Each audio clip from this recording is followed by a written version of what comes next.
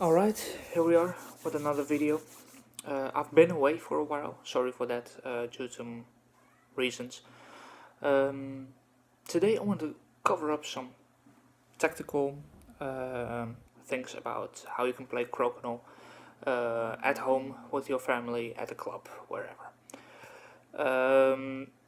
To give my point of view, a few tips that you can work with, how the strategical moves basically work for me personally, and to give you a little bit of insight how the game develops when you play multiple times, actually. Whether you can play it with 2 persons or 4 persons doesn't really matter. There are a couple of rules that you need to remember, but let's cover the things. When you play another game like Mastermind, it's all about getting the answers from your opponent, actually, and also the setting of each color. You decide where you put it on, and especially also for another game like Stratego, similar case, you need to get more information how to capture the flag, for example. Chess, also a very complicated game with multiple moves you can make to finish the game, and also you have a 3-person chess as well.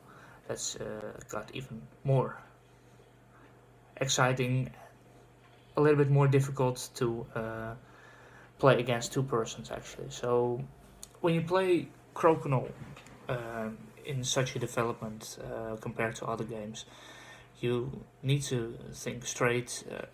You have to also manage your strength with your fingers, and the flicking technique comes from either your index finger or for your middle finger. Those are the two basic, the two important fingers you can actually use. The middle finger is, you can get more thrust out of it just by charging the energy of your of the flicking technique by just having your thumb close and get to your middle finger or your index finger. You can use less energy by not using this technique, but it's all based on a personal level how you want to play it. So practice a lot and see how far you can come with the idea how to play against your opponent. In a previous video I already covered up how many points you can get at each circle. The middle is 20 points when you get them inside the hole. The 20 points can be saved during the game. It's basically cannot be touched anymore, so the 20 points is definite. You can use a ball for that, or a 20 holders you can buy from a couple of stores. I've bought a couple of 20 holders in Canada, actually. So the house inside covered up with the packs is 15 points, mid circle is 10 points, and the longer circle, of course, is 5 points, with the exception, of course, with the shooting line. If it's touching the shooter line during the game, the disc will be considered 0 points, and it has to be placed into the gutter.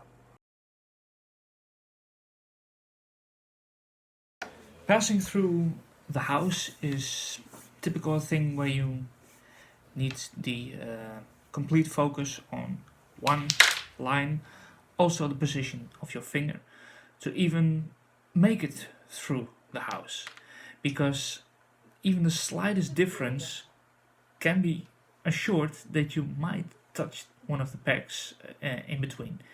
So practice a lot and you might get really good quality out of it.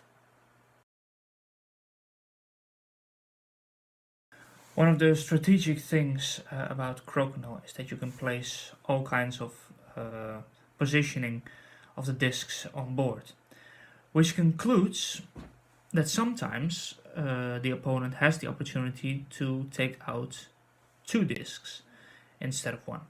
And the double takeout is basically a combination of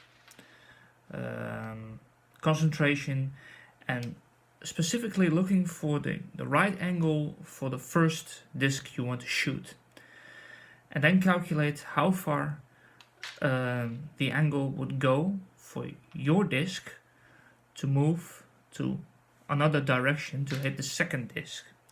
If that happens at such pace, then you can actually shoot both discs out of the board, which gives you quite an advantage towards the game, depending on how many discs there are on board, at which level there are in terms of points. But it has to be done sometimes when you need the advantage leading into the game. Yeah, you can take time to calculate how much of an angle you would like to shoot at the first disc to even hit the second disc.